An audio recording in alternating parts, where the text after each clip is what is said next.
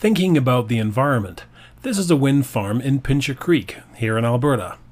Our oil-rich province derives more power from wind turbines than anywhere else in Canada. When considering alternative fuel sources, what are some of the questions you should ask? Are there environmentally harmful waste products or byproducts? Carbon dioxide is a product of hydrocarbon combustion. Whether it's coal-fired power stations or natural gas-powered turbines, carbon dioxide is a product that contributes to the collection of greenhouse gases already in the atmosphere, increasing Earth's surface temperatures.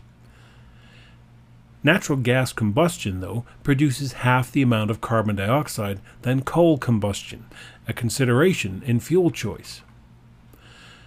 Combustion processes that form oxides, such as nitrogen oxide, mixes with water in the air that fall back to Earth as acid rain. This changes the pH of the ground, destroying plants and trees and the natural habitats of animals.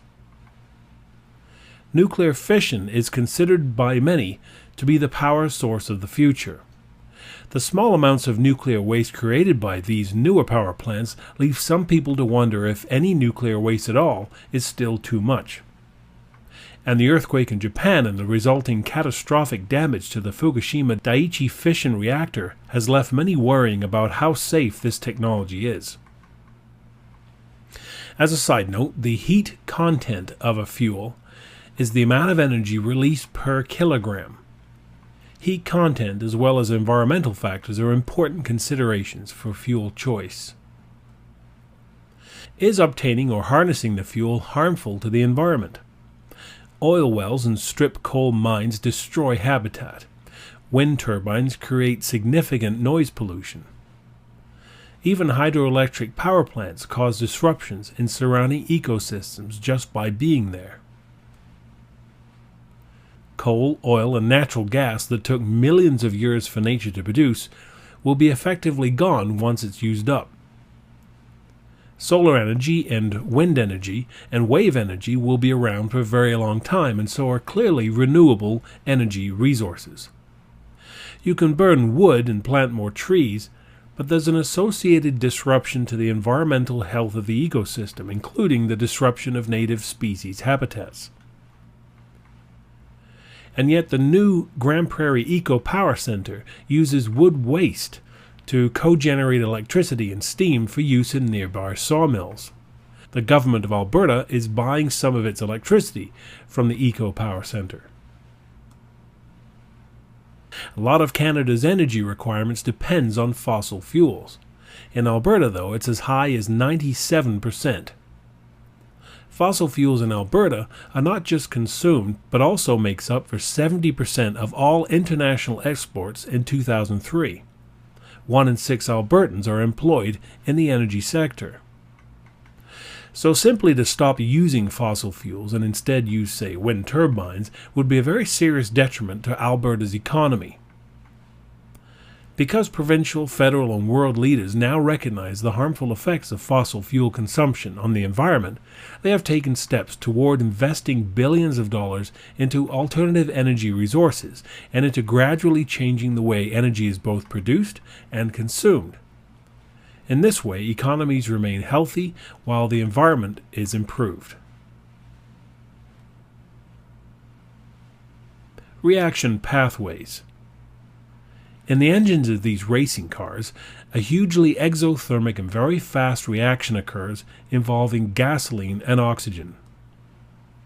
By contrast, a very slow reaction occurs with oxygen, again, but this time with iron. The change in the amount of reactants consumed or products generated over time is called the reaction rate.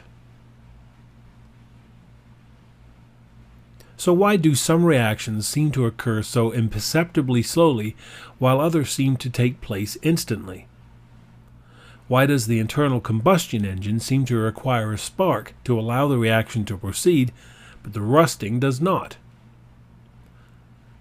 What we're going to look at next are activation energies and catalysts. Many chemists believe that what causes reactions to occur are the collisions of reactants. This is referred to as collision theory. But not every collision forms a product. The physical orientation of one reactant relative to the other reactant slows the reaction rate. The reactants must also collide with enough energy to form the product particles. The activation energy of a reaction is the minimum collision energy required for a successful reaction. If heat is applied to the system, the added kinetic energy of the molecules will cause more collisions, and the reaction rate will increase. In this exothermic reaction, the activation energy of the forward reaction is shown on the potential energy diagram as the energy required for the collisions between the reactants to form products. The net change in enthalpy between the reactants and products does not consider the activation energy.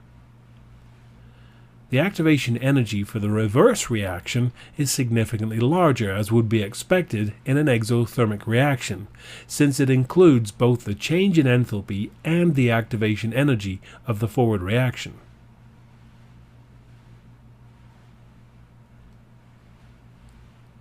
In this endothermic reaction, the activation energy of the forward reaction is understandably high, since endothermic reactions require a larger input of energy than is released. A general rule is, endothermic or exothermic reactions with low activation energies proceed more quickly and more slowly the higher the activation energy.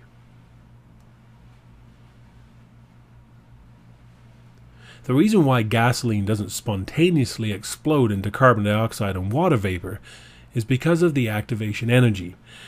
This is provided by a spark in the combustion engine, sufficient enough to provide the activation energy for a few molecules of oxygen and gasoline. The gasoline continues to burn because the energy released during combustion provides the activation energy for other gasoline and oxygen molecules. It's worth noting that in a previous slide in this unit I have suggested that the peak of the activation energy curve represents the elements the reactants have decomposed into prior to forming their products. It's a useful way to visualize things, but not at all accurate. The transitional species at the peak are actually highly unstable activated complexes. A catalyst is a substance that increases the rate of a reaction without being consumed by the reaction. It does this by providing an alternative pathway with a smaller activation energy. This enables more reactants to react, and the reaction rate is faster. In this potential energy diagram, we see a comparison between a catalyzed reaction and a non-catalyzed reaction. The reactants are the same and the products are the same. Even the enthalpy change between the reactants and the products is the same. But the activation energy of the catalyzed reaction is less than the non-catalyzed reaction. The frequency of collisions then is higher because less heat is needed as collision energy.